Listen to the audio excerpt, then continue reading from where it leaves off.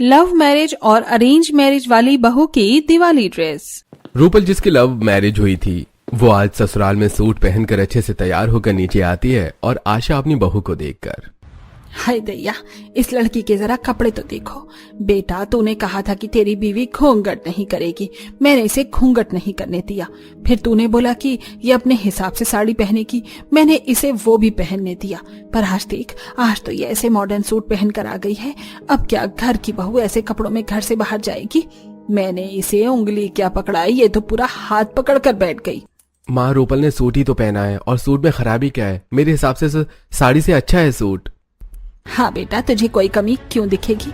अगर तुझे इसमें कमी दिख रही होती तो आज ही मेरे घर की बहू थोड़ी ना होती। शांति बहन के बेटे को देखा है, उसने अपनी माँ की पसंद की लड़की से शादी करी और तू इस कलमुही से लव मैरिज करके बैठ गया। स्टाइलिश साड़ी क्या कम थी इसकी, जो अब ये सूट पहनने पर उतर आई है। सच में माँ, बात का बतंगड़ बनाना तो कोई तुमसे सीखे। भाभी के सूट में खराबी ही क्या है? भाभी, आप इस कपड़े में बहुत अच्छी लग रही हैं। अब बाहर चलते हैं वरना हमारी मूवी छूट जाएगी। हाँ हाँ, माँ की यहाँ किसको पड़ी है, जाओ वरना तुम्हारी मूवी छूट जाएगी। पर मेरी बात भी कान खोलकर सुन ले, मैंने तेरी इतनी सारी बात मानी है तो बदले में एक बार तुझे भी मेरी माननी होगी। बाहर घूंघट में जाना। माँ, तुम कौन से दशक में जी रही हो? तुम्हें पता नहीं है क्या कि मैं नहीं चाहता कि मेरी बीवी घूंघट करे? तुम जैसी हो वैसे ही चलो रूपल। आशा के कुछ कहने पर राकेश और काजल रूपल का पूरा साथ देते हैं। कुछ देर में वो तीनों घर से बाहर निकलते हैं, जहां बालकनी पर खड़ी होकर आकांक्षा पौधों को पानी दे रही होती है और उसकी नजर अपने पड़ोसन रूपल पर पड़ती है, जो अपने पति का हाथ पकड़कर मूवी देखने के लिए जा रही होती है। रूपल का कितना अच्छा है, उसने लव मैरिज करी है, उसके पति भी कितने सपोर्टिव है और सास भी कितनी अच्छी है। काश कि मैंने भी लव मैरिज की होती तो शायद मुझे भी मेरी पसंद के कपड़े पहनने दिए जाते। आकांक्षा पौधों को पानी देकर नीचे आती है और उसकी सास अपनी बेटी को कपड़े के लिए सुना रही होती है। अरे ये कैसे कपड़े पहन लिए हैं तूने? लगता है हमारी पड़ोसन के बच्चों का असर पड़ रहा है तुम पर। तुम्हारे हाथ और बाजू तो दिख रहे हैं, इस जीन्स के ऊपर कुर्ती डालकर आओ, जाओ। क्या माँ, तुम भी ना कितनी बुरी हो। अब कौन लड़की बहन जी बनकर रहती है? अच्छा, ढके हुए कपड़े पहने तो इंसान बहन जी बन जाता है? हमारे जमाने में हमने ऐसे कपड़े कभी देखे भी नहीं जैसे तुम पहनते हो, और मैं नहीं चाहती कि मेरे बच्चे मेरी पड़ोसन आशा के बच्चों की तरह हों। उसके बेटे ने तो लव मैरिज करी है, देख लेना जैसे उसके बेटी की चाल चलन है वो भी लव मैरिज ही करेगी। पर तुझे उसकी तरह बनने की जरूरत नहीं है। माँ जी तो अपनी बेटी को उसकी पसंद के कपड़े नहीं पहनने देती, फिर मैं तो बहू हूँ, मुझे क्या ही पहनने देंगी। आकांक्षा खड़ी खड़ी ये सब देखकर सोच ही रही होती है कि अचानक से उसके सिर का पल्लू सरक जाता है और शांति आकांक्षा को भी सुनाना शुरू कर देती है। बहू, तेरा ध्यान कहाँ है? अब क्या तुझे सर पर पल्लू भी नहीं रखा जाता? कहीं ऐसा तो नहीं है कि तुझे भी हमारी पड़ोसन की बहू की हवा लग गई है? नहीं नहीं माँ जी, ऐसा बिल्कुल नहीं है। इतना बोलकर आकांक्षा जल्दी से अपने सिर पर पल्लू रखती है और रसोई में खाना बनाने के लिए चली जाती है। अब कुछ ही देर में शांति थोड़ी सी कढ़ी लेकर आशा के घर आती है और उससे कहती है, आशा बहन कैसी हो? आज मेरे घर में कढ़ी बनी है और तुम्हें मेरी बहू के हाथों की कढ़ी बहुत पसंद है ना, इसलिए सोचा थोड़ी सी लेकर आ जाऊं। वैसे तुम्हारी बहू नजर नहीं आ रही। अरे शांति, भूल गई, आज शनिवार है। शनिवार को मेरे दोनों बच्चों की छुट्टी रहती है। गए हैं वो लोग मूवी देखने के लिए, आएंगे अब सीधा रात को। पर जो भी कहो आशा, तुमने अपनी बहू को बहुत छूट दे रखी है। पहले तो तुमने अपने बेटे को लव मैरिज करवा दी, फिर तुमने अपनी बहू का घूंघट हटवा दिया, यहाँ तक कि तुम्हारी बहू बाहर भी निकलती है तो सर पर पल्लू नहीं रखती। और मैंने उस दिन तुम्हारी बहू को फैशन वाली साड़ी में देखा था। तुम तो बहुत बदल गई हो। इतनी छूट देना सही नहीं, कहीं ऐसा ना हो कि तुम्हारी बहू के चलते तुम्हारी बेटी भी हाथ से निकल जाए। शांति, अब तुम्हें क्या ही बताऊं, मेरे तो समझो दोनों बच्चे हाथ से ही निकल चुके हैं। बेटे ने जबरदस्ती जिद करके लव मैरिज कर ली, फिर अपनी बीवी का घूंघट हटवा दिया। बहू अपने हिसाब से साड़ी पहनने लगी है और अब तो वो सूट भी पहनने लगी है, और कुछ बोलो तो बीवी के लिए मुझसे लड़ने लगता है। एक नंबर का जोरू का गुलाम हो गया है मेरा बेटा। गलती कर दी मैंने अपने बेटे की लव मैरिज करवा कर। अरे बहन, लव मैरिज वाली बहू होती ही ऐसी हैं, काम की न काज की, दुश्मन अनाज की। इसीलिए मैंने तो अपनी बेटी की अरेंज मैरिज करवाई है और बेटी की भी अरेंज ही करवाऊंगी, ताकि कोई मुझ पर उंगली ना उठा सके, जैसे आज तुम्हें बोलते हैं सब। कुछ देर शांति आशा से बात करके अपने घर चली जाती है और रात को आशा के बहू बेटे और बेटी घर आते हैं। आ गए तुम सब, पेट तो भरा होगा।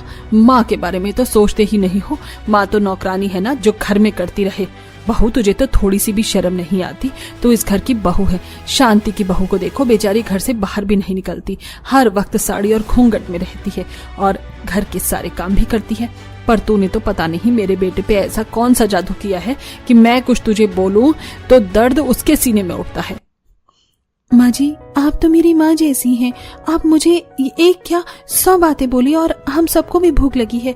मैं जानती हूँ हमारे जाने के बाद आप ही ने सारा काम किया है, इसलिए आप आराम कीजिए, खाना मैं बना दूंगी।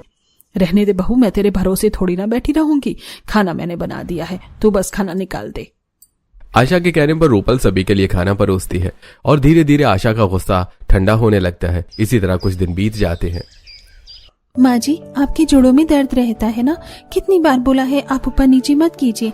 आप अपनी दवाई लेकर आराम कर लीजिए। मैं पहले ऊपर छत पर कपड़े डालकर आ जाऊं, फिर आपके पैर दबाती हूँ। पैर दबाना छोड़, थोड़ी तू तरीके के कपड़े पहनना सीख जाती। हर कोई मुझे यही बोलता है कि तेरी बहू को कपड़े पहनने की तमीज नहीं। माँ, जिसको जो बोलना है बोलने दो। मुझे तो अपनी भाभी के सारे कपड़े बहुत पसंद है। और एक बात हमेशा याद रखना, पड़ोसी आपकी सेवा करने नहीं आएंगे। काजल की बातें सुनकर चुपचाप आशा अपने कमरे में बैठ जाती है और रूपल गीले कपड़े लेकर छत पर जाती है और छत पर कपड़े डालते हुए उसकी नजर अपनी पड़ोसन आकांक्षा पर पड़ती है। अरे आकांक्षा, तुम तो बड़े दिनों बाद नजर आई। सब ठीक तो है? हाँ, सब कुछ बहुत अच्छा है। वैसे बहुत जल्द दिवाली आ रही है। तुम तो बहुत अच्छे कपड़े पहनती हो। तुमने सोचा है इस बार तुम क्या लेने वाली हो? हाँ, दिवाली के लिए तो मैंने बहुत कुछ सोचा है, बस ड्रेस समझ नहीं आ रही। वैसे मैंने कुछ ड्रेस की कलेक्शन रखी है, मैं तुम्हें किसी दिन दिखाऊंगी। मैं तो कहती हूँ ये हम दोनों की ससुराल में पहली दिवाली है, तो क्यों ना कुछ नया ट्राई करें। मैं क्या ही कुछ नया ट्राई करूंगी, मुझे तो अपनी सास के हिसाब से रहना पड़ता है। तुम्हारी सास तो बहुत अच्छी है, तुम्हें हर तरह के कपड़े भी पहनने देती है। तुम तो अपने पति के साथ घूमने के लिए भी जा पाती हो। आकांक्षा, सभी की सास अच्छी होती हैं, तुम्हारी सास भी अच्छी है, बस तुम्हें उन्हें सही रास्ते पर लाना होगा। मेरी सास ऐसे ही थोड़ी ना मानी है। अगर मेरा पति मेरा साथ ना देता तो मैं कुछ भी ना कर पाती। इसीलिए पहले अपने पति का साथ पाओ, फिर देखना कैसे तुम्हारी सास भी बदलती है।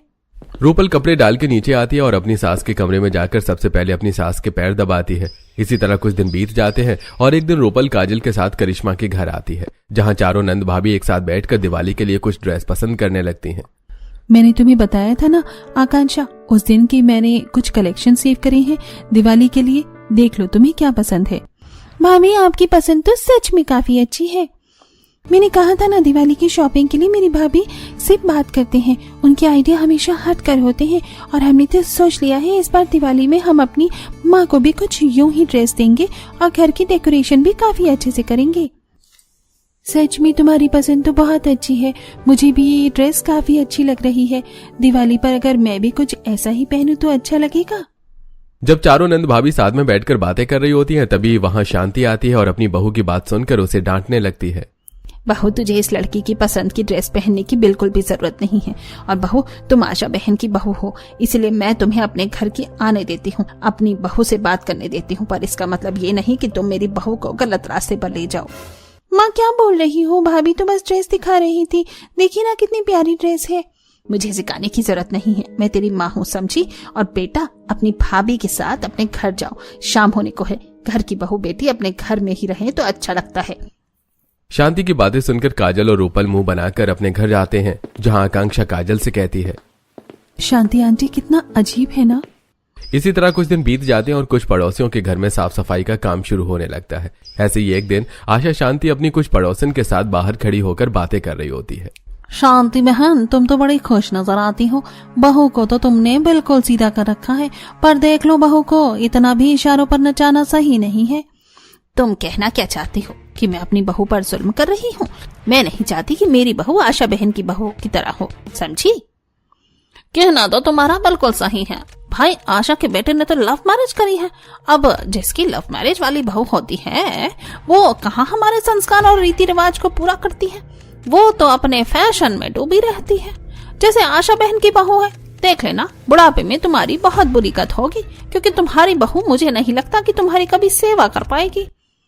ये तुम्हारी गलतफहमी है। माना कि मेरी बहू थोड़ी अलग है, उसके पहनने का तरीका अलग है, पर मेरी बहू भी संस्कारी है। हर वक्त मेरे मुंह पर मेरी बहू की बुराई मत किया करो। जरूरी नहीं कि लव मैरिज वाली सारी बहू बुरी हो। एक दिन बीमार पड़ जाती हूँ ना तो मेरी ही बहू आकर मुझे देखती है, ना कि कोई पड़ोसी। पहली बार आशा अपनी पड़ोसियों को जवाब देती है, जो दरवाजे पर खड़ी काजल और रूपल सुन लेती हैं। ये देखकर रूपल को काफी अच्छा लगता है और रात को जब राकेश घर आता है तो